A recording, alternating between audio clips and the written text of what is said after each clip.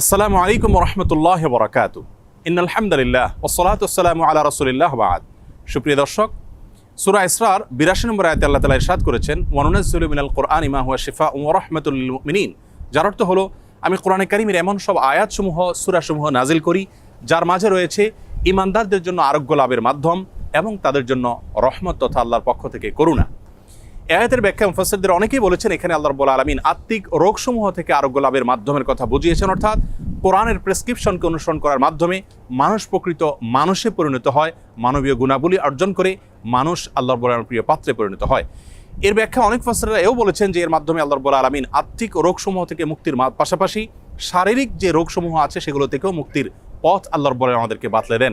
সেগুলোকে আবিষ্কার করে খুঁজে বের করে যথাযথভাবে আমল করার মাধ্যমে উপকৃত হওয়াটাই হলো আমাদের জন্য মূল বিষয়। আজ আমরা কোরআনে কারীমের এমন একটি সূরা আপনাদের সঙ্গে শেয়ার করতে চাই যে সূরার অপর নামই হলো সূরাতুশ শিফা বা আরোগ্য লাভের সূরা। আর সেই সূরা হলো আমাদের সকলেরই অতি পরিচিত সূরাতুল ফাতিহা। সহিহ বুখারীতে আবু সাঈদ খুদরি রাদিয়াল্লাহু আনহু থেকে একটি হাদিস বর্ণিত হয়েছে, যে হাদিসের মাধ্যমে বোঝা যায় যে সাহাবায়ে কেরাম সূরাতুল ফাতিহার মাধ্যমে চিকিৎসা গ্রহণ করেছেন এবং অলৌকিকভাবে, বিস্ময়করভাবে কঠিন এবং দুরারোগ্য সমস্যা থেকে তারা মুক্তি লাভ করেছেন। তখন নবী করিম সাল্লাল্লাহু আলাইহি সাল্লাম বিষয়টি জানতে পারার পর তাকে বলেছিলেন, ওমা ইউদরিকা আন্নাহা রুকিয়া, তুমি কিভাবে জানলে যে সূরা ফাতিহা এটি রুকিয়া বা সকল রোগ থেকে শেফার একটি মাধ্যম। এজন্য এই সূরা সম্পর্কে উলামায়ে কেরাম বলে থাকেন যে সূরা ফাতিহার মাধ্যমে যে কোনো রোগ বালাই থেকে, যে কোনো বিপদ আপদ থেকে, যে কোনো অসুখ বিসুখ থেকে মুক্তি লাভের মাধ্যম হিসাবে আমরা এটিকে ব্যবহার করতে পারি। সূরা ফাতিহা এ সম্পর্কে ইমাম ইবনুল কাইয়িম রাহিমাহুল্লাহ তিনি বলেছেন, এই সূরাটিকে বারবার আমি আমল করে দেখেছি। আমার জীবনে যখনই কঠিন কোনো ব্যথায় আমি আক্রান্ত হয়েছি, কাতর হয়েছি, তখনই এই সূরা পাঠ করে ফু দিয়ে সে ব্যথার জায়গাকে মুছেছি। আল্লাহ রাব্বুল আলামিন বিস্ময়করভাবে, অলৌকিকভাবে আমাকে সুস্থতা এবং আরোগ্য দান করেছেন। আমি ব্যক্তিগতভাবে আমার কথা বলতে পারি যে আমার বাসায়, পরিবারে আমার বাচ্চাদের যখন কোনো অসুখ বিসুখ হয়েছে, কখনো কোনো সমস্যা দেখা দিয়েছে, তৎক্ষণাৎ আমি সূরা ফাতিহা পাঠ করে তাদেরকে ফু দিয়েছি, তাদের শরীরে মুছেছি এবং সঙ্গে সঙ্গে আল্লাহ রাব্বুল আলামিন বিস্ময়করভাবে আমাকে উপকারিতা দিয়েছেন। আর এরকম ঘটনা আমার জীবনে 2-4 বার নয়, বরং অগণিতবার ঘটেছে।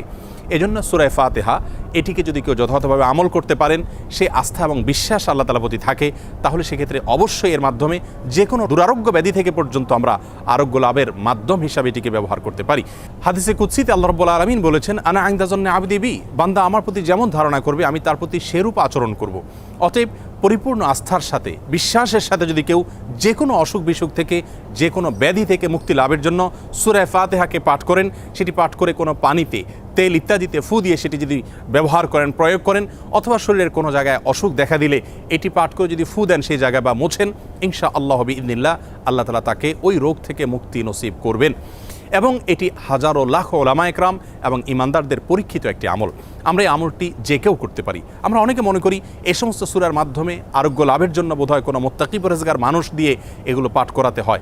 মূলত আমরা যে কোনো মুসলমানই এটিকে আমল করতে পারি এবং এর মাধ্যমে আরোগ্য লাভের চেষ্টা করতে পারি। আল্লাহ রাব্বুল আলামিন আমাদের সকলকে কোরআনে কারীমকে সব দিক থেকে আমাদের অনুকরণীয়, অনুসরণীয় গ্রন্থ হিসাবে গ্রহণ করার তৌফিক দান করুন। কোরআনে কারীমের সকল প্রেসক্রিপশনগুলো মেনে আমাদের জীবনকে আলোকিত করার তৌফিক দান করুন এবং কোরআন থেকে শেফা গ্রহণ করে আরোগ্য লাভ করে আল্লাহ তাআলার প্রতি আমাদের ঈমানকে আরও বৃদ্ধি করার তৌফিক দান করুন। আসসালামু আলাইকুম ওয়া রাহমাতুল্লাহি ওয়া বারাকাতুহু।